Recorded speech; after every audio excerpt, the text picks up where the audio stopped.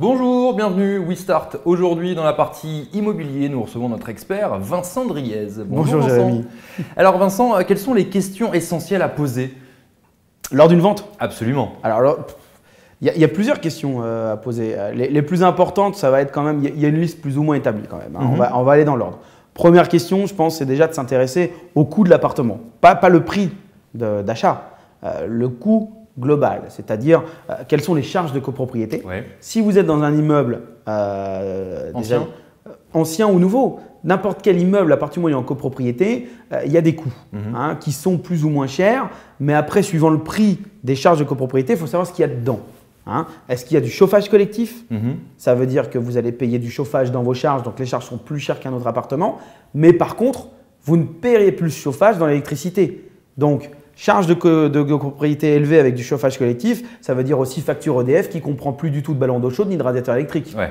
Ah oui, il faut le mettre en concurrence. Ce qui n'est pas négligeable. Est-ce qu'il y a un gardien? Est-ce qu'il y a des ascenseurs? Est-ce qu'il y a… Voilà, donc les charges de copropriété. D'accord. Ensuite, les travaux à prévoir. Ouais. Est-ce que dans la copropriété, est-ce qu'il y a des ravalements qui vont être prévus? Le fameux qui… Alors, dans 3, 4 ou 5 ans, ce n'est pas le problème. Il peut y avoir des ravalements. Il y aura des ravalements. Le tout, c'est de savoir quelle est l'estimation et de savoir à peu près combien ça va coûter. Est-ce que les ascenseurs vont être changés? Là, toutes les lois depuis 2012 les ont mis aux normes. Donc là, on en a pour un bon paquet de temps. D'accord. Est-ce que la toiture, enfin voilà, quels sont les gros travaux à prévoir ou même petits travaux? Quel est le budget voté pour l'année prochaine de manière à savoir à peu près sur quoi on retombe. D'accord. L'isolation de l'appartement est importante de manière à savoir quel est le coût du chauffage. Est-ce qu'il y a du double vitrage ou pas? Oui.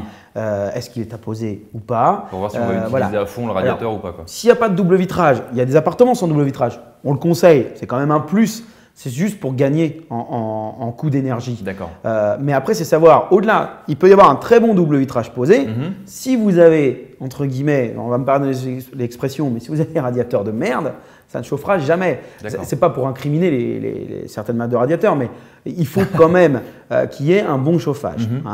Des fois, il y a des rénovations d'appartements neufs qui sont faites et on a mis des radiateurs neufs, mais ils ont été mal calculés en puissance. D'accord.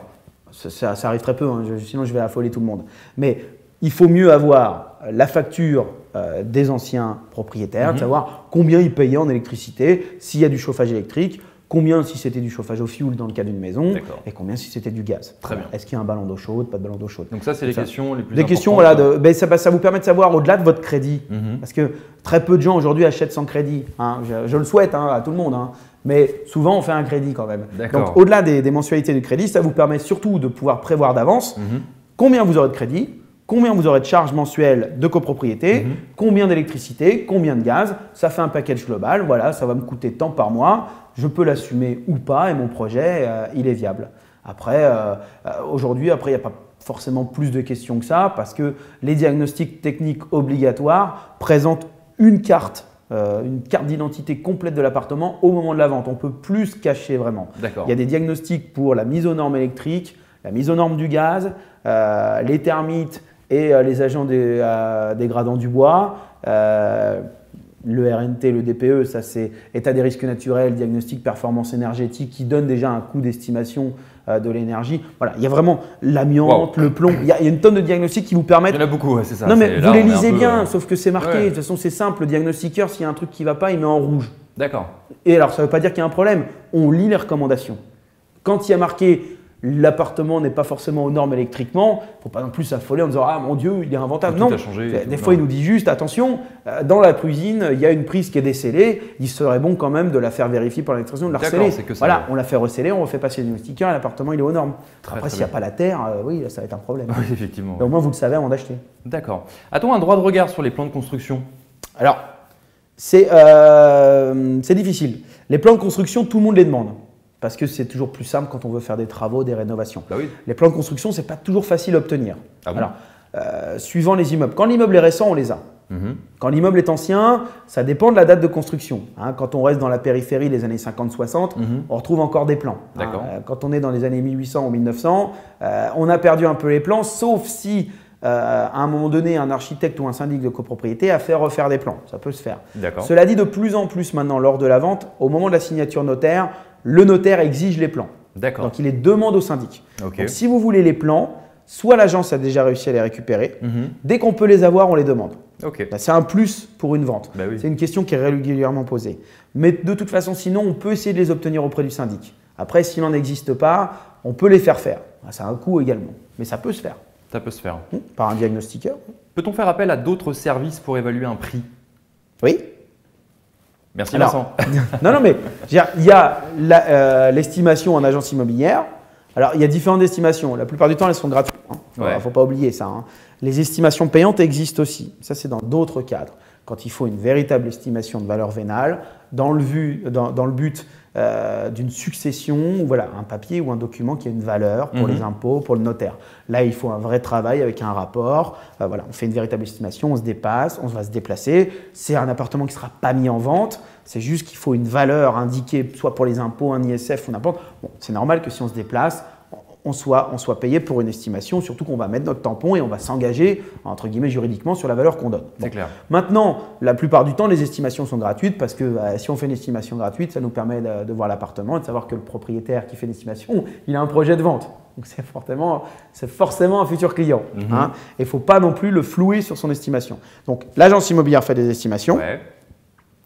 Les sites en ligne peuvent faire des estimations. On a parlé du PAP. Le PAP a un service sur son site qui permet cette estimation. Le Bon Coin, je crois aussi.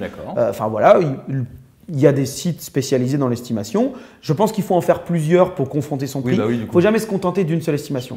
Même une très bonne agence peut faire une erreur. Et avoir une seule estimation, voilà, si on en a plusieurs et qu'elles sont disparates, il faut se poser la question. Là, on en a 3-4, elles sont plus ou moins toutes au même prix à 10 000 € près. On part sur une tendance. Il y a aussi peut-être une façon très simple de faire une estimation. C'est aussi, c'est vraiment la loi de l'offre et de la demande. Vous prenez dans votre quartier tous les appartements à la vente correspondant aux vôtres. On exclut, si vous êtes sur un 2 pièces, on ne va pas aller voir le 5 pièces. Si vous n'avez pas d'ascenseur, faites pas une estimation d'un appartement avec ascenseur. Si vous avez une maison mais qu'il n'y a pas de jardin, ne prenez pas le prix d'une maison avec un jardin, un sauna, un jacuzzi. Voilà. Donc, on se contente de prendre tous les biens existants sur son secteur, pas la ville d'à côté, pas le quartier d'à côté, même surface, similaire en description, et on regarde les prix. Parce que ça donne juste, c'est pas l'estimation, ça donne l'idée. C'est-à-dire qu'au moment où vous voulez vendre, sur le marché, voilà ce qu'il existe. Alors peut-être que votre appartement ou votre maison, elle vaut 300 000 €, mais si au même moment, il y en a déjà 25 à la vente depuis 6 mois, qui ont baissé de prix et qui sont à 250, vous ne valez pas plus que les autres, à moins d'avoir une prestation supplémentaire. Vous êtes bon, je pense que vous auriez dû faire de la télé comme Stéphane Plaza par exemple. Oui, non, mais Stéphane Plaza, il fait beaucoup de bien à notre profession. Donc, et d'ailleurs, c'est un collègue. Pour les gens qui ne savent pas, c'est un véritable agent immobilier qui travaille dans le 12e d'ailleurs, qui a 10 agences autour de nous. Ah, quand même. Oui. Il est directeur d'un réseau. Je crois qu'il l'a quitté pour monter son propre réseau, mais c'est un véritable agent immobilier qui a aussi une passion pour le théâtre. Mais il ne faut pas le croire acteur. Et je pense que depuis ces dernières années, il a permis aux gens de ce qu'on a dit plus tôt, se réconcilier avec notre profession. On est une profession de service. On offre du conseil et du service aux gens. Et on leur permet de faire ce qu'ils n'ont pas le temps de faire.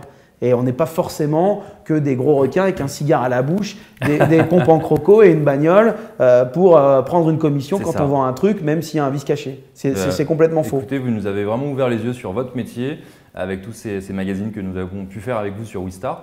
Merci beaucoup en tout cas de cette franchise. Mais de rien. Vous avez été jouer la carte de la transparence avec nous et ce sera un grand plaisir de vous appeler. On vous invite tous à appeler Vincent Driez dans votre agence Avica qui est à Nation.